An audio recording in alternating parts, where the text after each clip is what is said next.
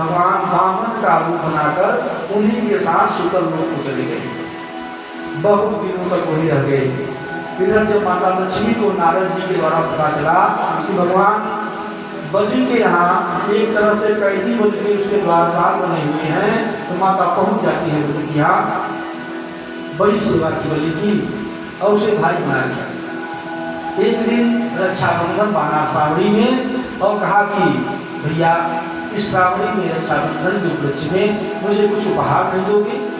कहा कि बहन जो तेरी इच्छा मांगे। क्या चाहिए? कहा कि मुझे आपका और द्वारपाल चाहिए। जब द्वारपाल का नाम लिया लक्ष्मी ने तो बलि हंसने लगा, समझ गया कि यह और कोई नहीं लक्ष्मी ही है। वापस कर देते हैं भगवान को और माता लक्ष्मी भगवान को पाकर बड़ी प्रसन्न हुई, वहां से चली जाती हैं। तभी से श्रावण मास में रक्षाबंधन का पर्व पूर्णिमा को मनाया जाता है। जीर्णबद्धो बलि राजा दानवेन्द्रो महाबल तेन त्वां प्रतिबध्नामि रक्षे माचल माचल।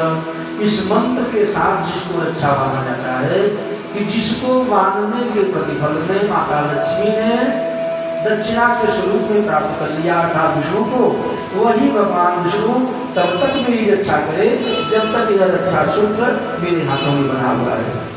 रक्षा सूत्र बांधने के भी 3 विधान है। दाहिने हाथ से कान तक की लंबाई हो, इससे बड़ी रक्षी का कोई विधान नहीं है। पुरुषों के लिए दाहिने हाथ में, कन्याओं के लिए अम्बे अम्बिके अम्बालिके आदि मंत्रों से दाहिने हाथ में। जो सुहागिन स्त्रियां हैं चूंकि वो बामांगी होती है और वह बाएं हाथ में रक्षा इसलिए बांधती हैं कि उनके पति की आयु बढ़ती है। सौभाग्यवती स्त्रियां इसलिए बाएं हाथ में ही रक्षा पूर्ण करती है। इस प्रकार बलि को उसके अनुरूप फल देकर भगवान वहां से माता लक्ष्मी के साथ विदा लेते हैं। सूत जी स्वर्गादृशियों से कहते हैं इस कथा को